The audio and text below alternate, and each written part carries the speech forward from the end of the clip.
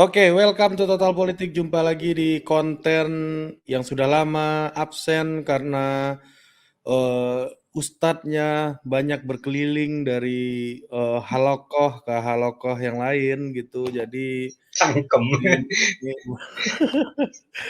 kita sambut Al Ustadz Kustan Firdaus yang dirindu-rindukan oleh umat. Assalamualaikum warahmatullahi wabarakatuh. Selamat pagi, selamat siang, selamat malam para penonton dan penggemar Total Politik dan penggemar Ustadz Arif Putra. Ya, jamaah Kustaniah.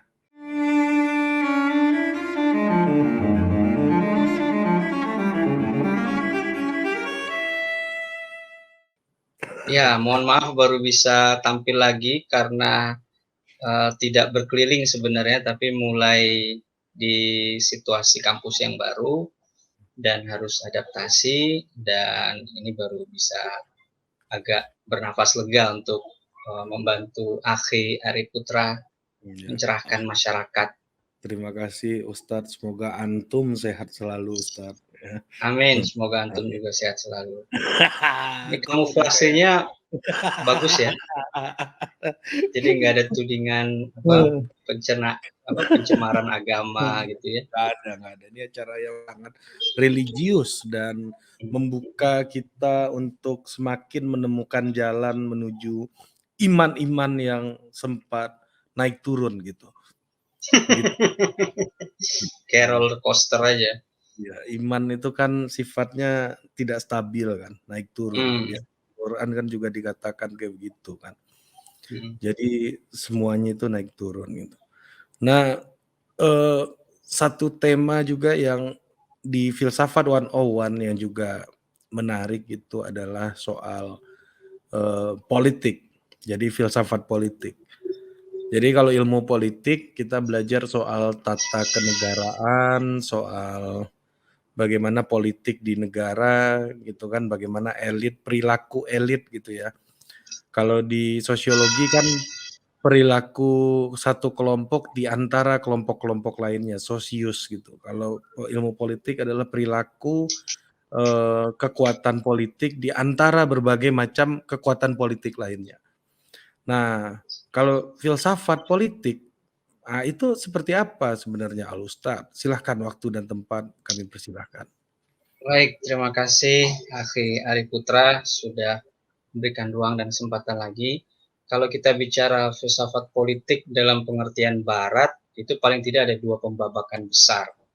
Yang pertama, filsafat politik yang sifatnya klasik, itu biasanya mengacu atau merujuk pada ide, gagasan, atau pemikiran para filosof Yunani antik seperti Plato dalam bukunya misalnya The Republic yang dalam bahasa Inggris, karena saya nggak mampu baca dalam bahasa Yunani kunonya.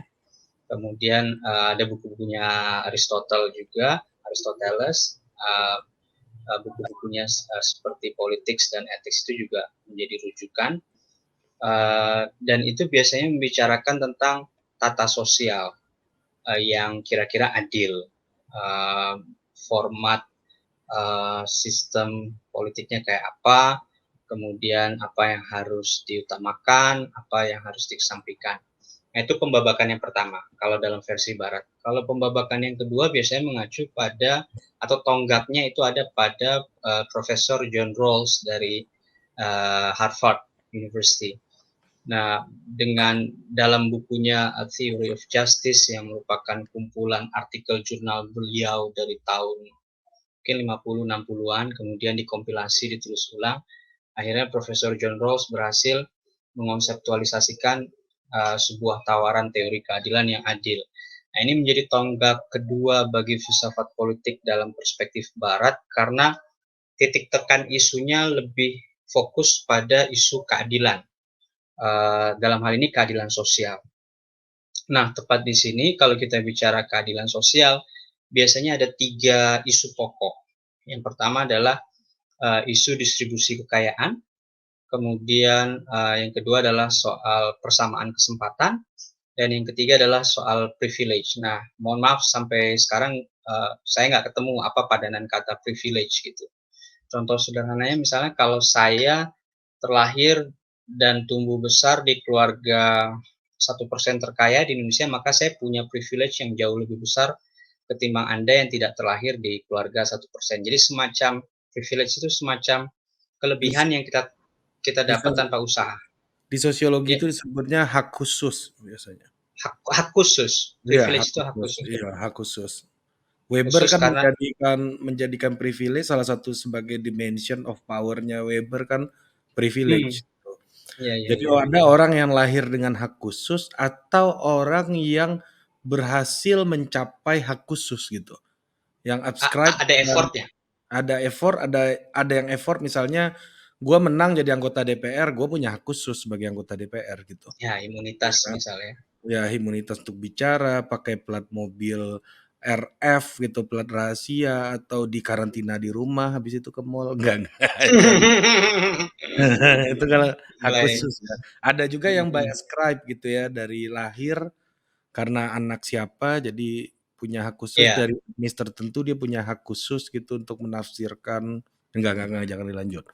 Iya, nggak apa-apa, itu menarik karena istilah hak khusus itu kan artinya itu melekat secara alamiah. Karena Mhm, hak itu sendiri sebenarnya kan apa yang melekat secara moral dan secara hukum pada kita. Moral and legal entitlements itu definisi hak dalam bahasa Inggris.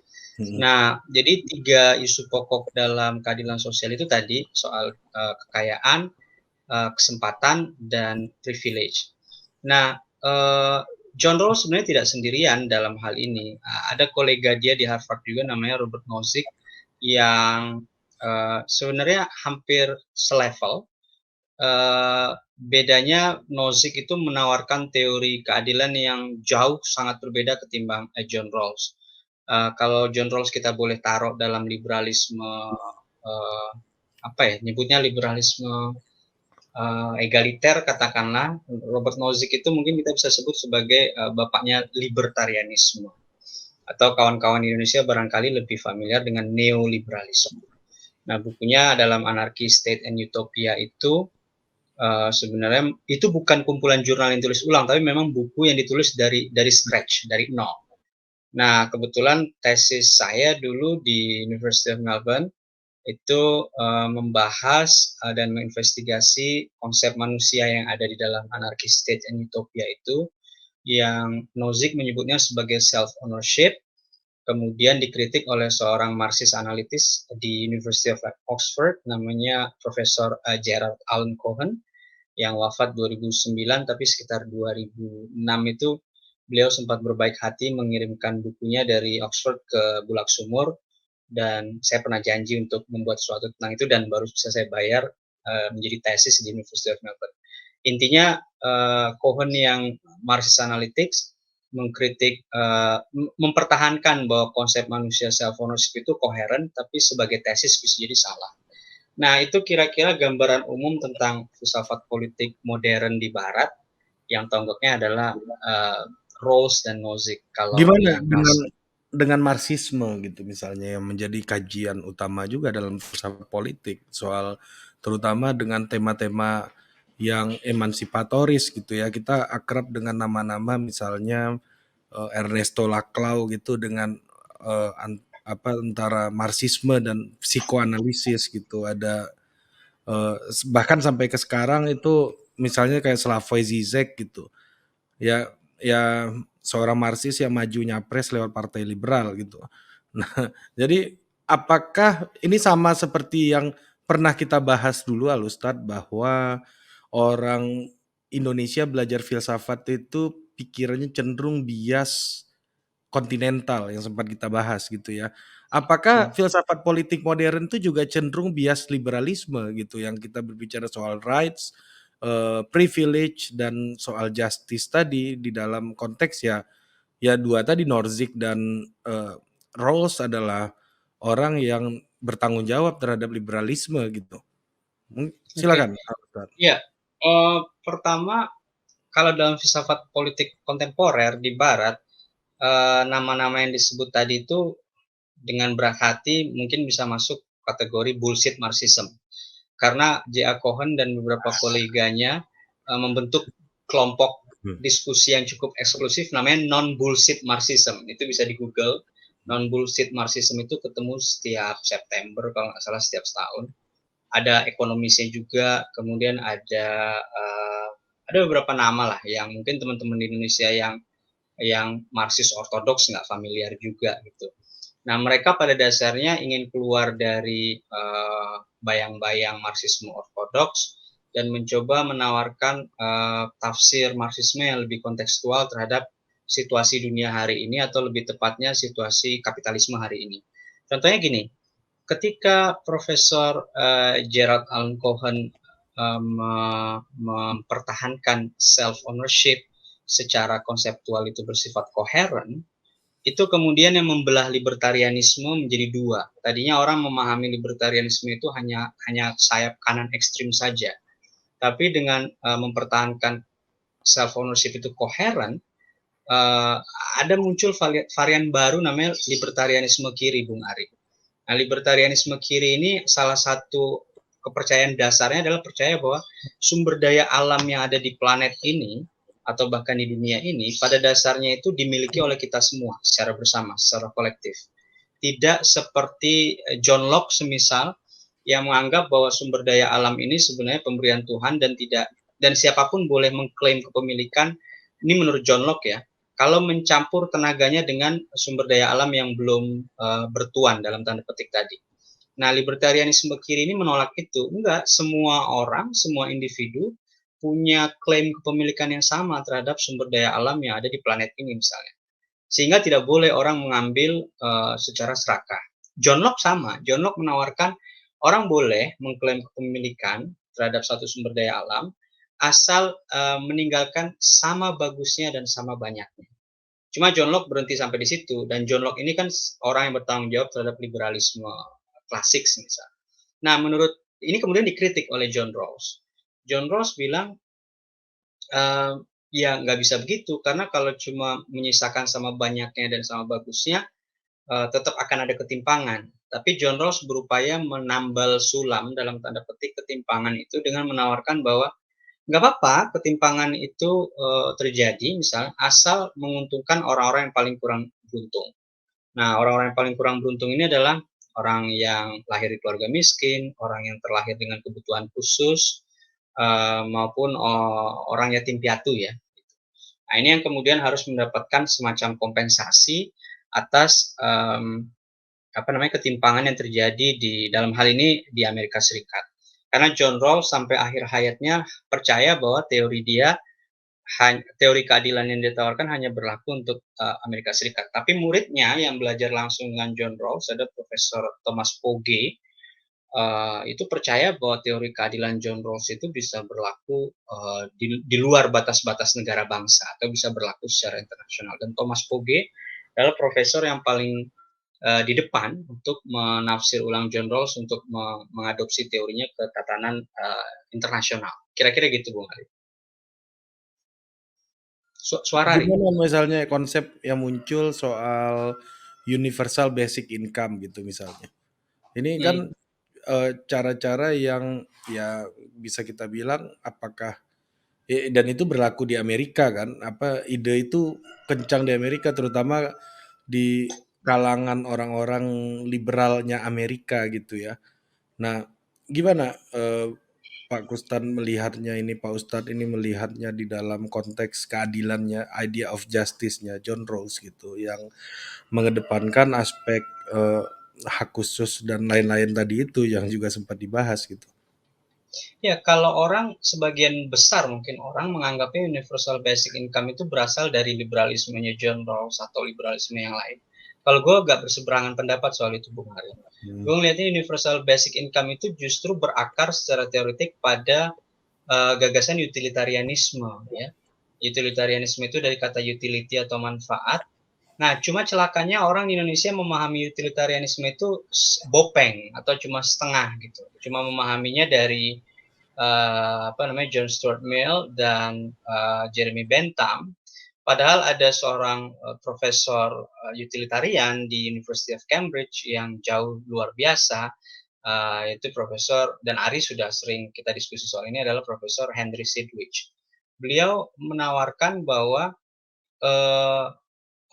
kebahagiaan gua, Kustan, itu tidak lebih penting daripada kebahagiaan seorang Ari gitu. dan gua tidak boleh secara egoistik mengejar kebahagiaan pribadi gua dengan mengorbankan kebahagiaan orang banyak. Artinya tetap harus mengutamakan kepentingan orang lain. Nah, kenapa begitu? Karena menurut Henry Sidgwick yang paling utama itu kalau Aristoteles bilangnya misalnya kebahagiaan yang mendewasakan, kalau Henry Sidgwick bilangnya kebahagiaan universal. Nah, kebahagiaan universal ini harus dikejar atau diupayakan oleh banyak orang kalau mau hidup secara etis. Tolok ukurnya apa? Kalau satu tindakan yang kita pilih atau kalau satu aturan yang kita buat itu memenuhi kebajikan, virtue atau keutamaan, dan memenuhi kewajiban. Kewajiban baik yang sifatnya moral maupun yang sifatnya legal. Nah, gue cenderung mengatakan universal basic income itu sebenarnya akar teoritisnya dan akar filosofisnya itu ada pada universal happiness-nya Henry Sidgwick ketimbang gagasannya John Rawls atau pemikir liberal yang lain. Karena ketika orang mengupayakan universal happiness, maka harus ada bottom line yang sama sehingga orang bisa kemudian bekerja dan atau bahkan berkompetisi secara fair. Nah, John Rawls sebaliknya tidak begitu. Dia bahkan bilang bahwa kita itu lahir dengan selubung ketidaktahuan atau the veil of ignorance, dan kemudian untuk membuat itu lebih adil, maka harus ada kompensasi dan kompensasi ini kan kemudian menjadi problematik. Apakah kompensasi yang diberikan itu memang cukup atau tidak? Misalnya katakanlah satu pemerintah memberikan kompensasi sejumlah 500.000 per bulan bagi orang di Jakarta, dengan 500.000 per bulan bagi orang di Jogja, pasti maknanya beda. Karena biaya hidupnya berbeda, kebutuhannya berbeda, gaya hidupnya berbeda. Sehingga kompensasi tidak bisa menjadi bottom line untuk membuat orang sama-sama bahagia secara universal dalam pengertian memenuhi kebajikan dan kewajiban. Nah, jadi gue cenderung mengatakan bahwa universal basic income ini akarnya lebih pada utilitarianisme, dan Profesor Peter Singer, seorang utilitarian hari ini yang masih hidup dan sangat dominan, itu juga termasuk percaya pada hal itu, dan bahkan kemudian jauh sebelum ada ide soal universal basic income sudah ada beliau menawarkan kewajiban orang untuk menyumbang orang yang tidak mampu hingga batas maksimum di mana kalau kita melampaui itu kita akan menderita. Itu yang disebut sebagai marginal utility dalam ethics, bukan dalam economics ya. Yang dulu pernah kita bahas, kalau Ari misalnya per bulan dapat $5.000, kemudian Ari membuat parameter gue harus bantu orang lain misalnya sebesar $2.000 gitu per bulan. Karena lebih dari $2.000 keluarganya Ari dan Ari akan menderita. Nah, Peter Singer menawarkan itu, dan itu sebenarnya kan lebih radikal ketimbang universal basic income, karena nge-push orang untuk mendekati batas maksimum dia membantu orang lain. Nah, ini yang kemudian juga pernah kita bicarakan tempo hari soal orang-orang kaya itu ya, yang ada giving pledge itu, yang mereka bahkan rela untuk mendonasikan hartanya lebih dari 50% untuk membantu orang yang membutuhkan. Jadi kayak gitu kira-kira Ustaz Ari. Lebih-lebih daripada persepuluhan ya. Lebih-lebih daripada persepuluhan. Dan Peter Singer bilang 10% itu nggak cukup, kata dia. Apalagi 2,5% dong. Apalagi 2,5%. Makanya kan Islam yang rahmatan lil alamin ini tidak hanya bilang hanya zakat penghasilan saja kan, ada zakat harta. Kalau Ari misalnya mengakumulasi harta dan hartanya itu tidak produktif semisal, itu nanti juga setelah melampaui ambang sekian juga akan dikenakan zakat. Dan ada kritik pada John Rawls bahwa gagasan John Rawls ini sebenarnya terinspirasi dari zakat. Nah, dan itu terkonfirmasi oleh seorang, ada dulu teman gue sekarang ngajar di England, ngajar filsafat. Itu dia bilang, dia besar sebagai Katolik dan akhirnya seorang ateis. Dia bilang dia kenal kata zakat bukan karena dia belajar Islam. Dan dia nggak pernah belajar Islam. Dia mendengar istilah zakat itu ketika membaca kritik orang pada John Rawls. Ini orang Irlandia. Gitu kira-kira Bung Ari. Jadi gagasan John Rawls sebenarnya agak, ya buat gue sih itu agak jauh dari universal basic income ketimbang utilitarianisme tadi.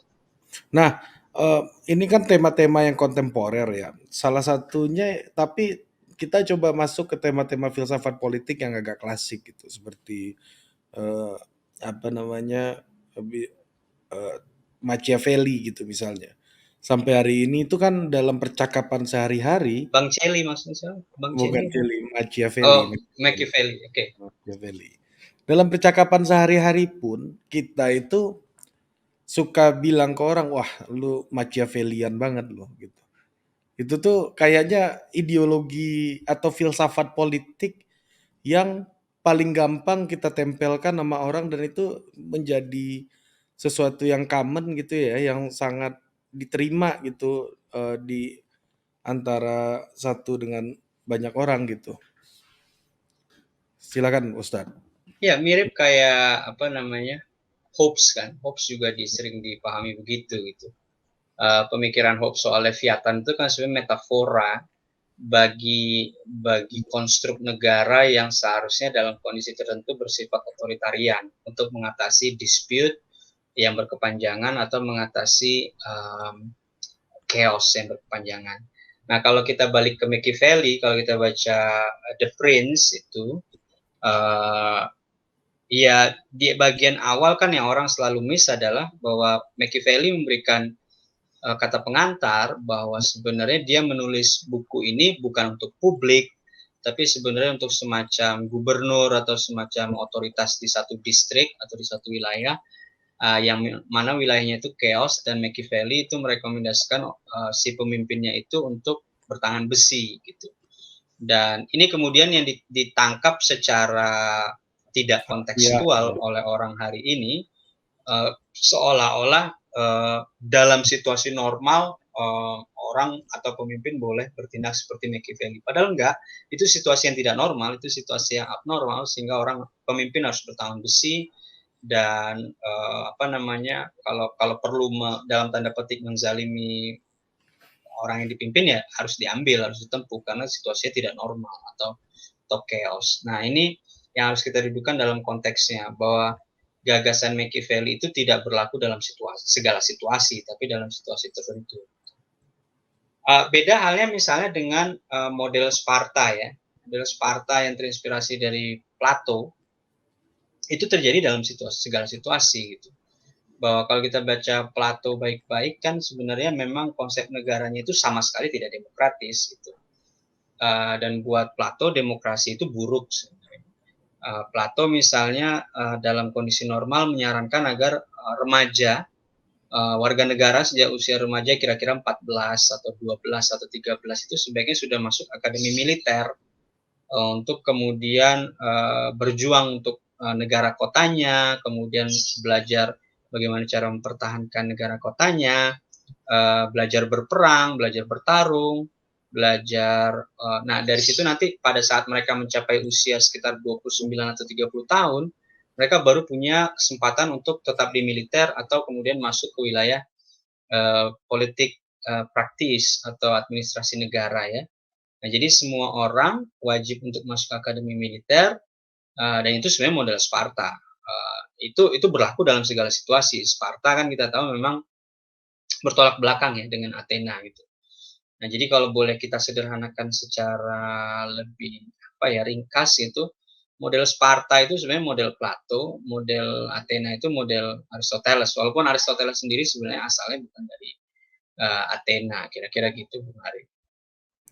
oke. Berarti kan kita lagi berbicara sebuah apa ya? Memang eh, filsafat politik ini adalah sebuah tema yang sangat ya termasuk yang paling tua ya di dalam tema-tema filsafat lainnya gitu. Nah, menurut Al Ustadz, apakah terjadi kapan terjadi transformasi-transformasi besar di dalam diskursus mengenai filsafat politik ini selama ini gitu. Jadi ada apa gitu ya misalnya kayak apakah ada perbedaan gitu gagasan pra Renaissance dengan pasca pencerahan gitu misalnya atau berbagai macam critical juncture di dunia ini misalnya kayak Great Depression gitu juga muncul gagasan yang berbeda kan kalau kita lihat dari gagasan-gagasannya Plato sampai ke tema-tema hari ini kan range-nya sangat luas tuh filsafat politik ini gitu. Gimana? Iya, iya, pada awalnya kan antara etik dengan politik itu kan tidak berpisah secara tegas. Pada awalnya etik itu ya politik itu ya etik itu. Etik itu bisa menyentuh ranah personal, individual, dan bisa menyentuh ranah sosial. Begitu pula dengan tapi politik itu sebenarnya lebih fokus pada bagaimana mengatur tatanan hidup bermasyarakat secara adil dan titik tekannya tetap adil. Nah, kalau ngomong critical juncture, sejauh ini gue belum pernah menyadari ada satu momen yang kemudian menjadi titik balik bagi diskursus filsafat politik, kecuali penokohan tadi ya, bahwa John Rawls dan Nozick ini yang kemudian menjadi tonggak yang menajamkan atau memfokuskan pembahasan filsafat politik kontemporer itu. Kontemporer itu maksudnya sezaman dengan kita, lebih pada isu-isu keadilan, dalam hal ini keadilan sosial. Nah, di antara rentang waktu antara Yunani antik, Plato, Aristoteles, dan Rawls dan Nozick, gue nggak ya mungkin gue kurang baca, gue nggak menyadari ada satu critical juncture. Termasuk tadi dalam konteks Machiavelli tadi, dan mungkin Hobbes ya, gue tetap melihat mereka itu selalu dalam ide-ide soal Leviathan atau ide-ide soal The Prince itu selalu berlaku secara khusus, bukan berlaku umum. Artinya itu gagasan yang sebenarnya keluar dalam situasi khusus dan buat gue tidak cukup kuat untuk menjadi satu fase ya, atau satu pembabakan filsafat politik. Karena dia memang muncul dalam situasi abnormal. Nah, tadi Ari ngomong soal Renaissance. Bahkan ketika itu pun terjadi, ya sejauh yang gue tahu nggak ada ide filsafat politik yang kemudian naik daun gitu ya. Apalagi isu Renaissance ini kan juga kemudian menjadi kontroversial ketika muncul buku yang ditulis oleh seorang pensiunan Laksamana Angkatan Laut Inggris namanya Gavin Menzies, yang justru secara kontroversial mengatakan bahwa penyulut Renaissance itu adalah Cheng Ho yang membawa desain teleskop ya, yang kemudian dikonstruksi oleh Copernicus kalau gue nggak keliru. Nah, dalam konteks itu tidak ada ide-ide politik tentang institusi atau tentang negara yang cukup dominan, kecuali apa yang kita kenal sebagai Magna Carta. Kalau kita ingat lagi, Magna Carta itu lahir di England sebagai akibat dari perlawanan para baron, para tuan tanah terhadap otoritas Raja England pada saat itu, gue lupa yang mana gitu ya, yang sangat otoriter. Kemudian muncullah parlemen, dan kita mengenal England adalah ibu dari segala parlemen. Nah, Magna Carta mungkin menjadi tonggak yang cukup serius dalam praktik politik atau dalam praksis politik, tapi kemudian itu pun sebenarnya tidak menjadi pembahasan serius di dalam filsafat politik, justru menjadi pembahasan serius dalam filsafat hukum. Karena ketika parlemen muncul di England pada abad 12 atau 13 atau 11 gitu ya, 12 mungkin, itu parlemen itu kemudian menyisakan paradoks yang disebut dalam filsafat hukum itu sebagai paradoks parlemen. Tapi itu kita bahas lain kali deh. Gitu. Nah, artinya ada perubahan institusi atau ada kelahiran institusi baru namanya parlemen di England melalui Magna Carta. Tapi kemudian itu tidak menjadi tonggak dalam diskursus filsafat politik abad pertengahan semisal atau kontemporer semisal. Orang tidak merujuk itu dalam filsafat politik. Dan gue nggak tahu kenapa nggak merujuk itu. Gitu. Kira-kira gitu, Bung Ari. Oke, Ustadz, terima kasih. Dan ini terakhir pertanyaan gue untuk sesi ini. Apa sih manfaatnya belajar filsafat politik bagi orang yang ingin terjun ke dunia politik, baik itu sebagai think tank, sebagai ajudan, sebagai apapun lah ya, termasuk sebagai politician tentunya. Itu apa the essence of political philosophy ini yang bisa mereka bawa sebagai hikmah dari Al Ustadz Kustan Firdaus hari ini. Silakan Ustadz.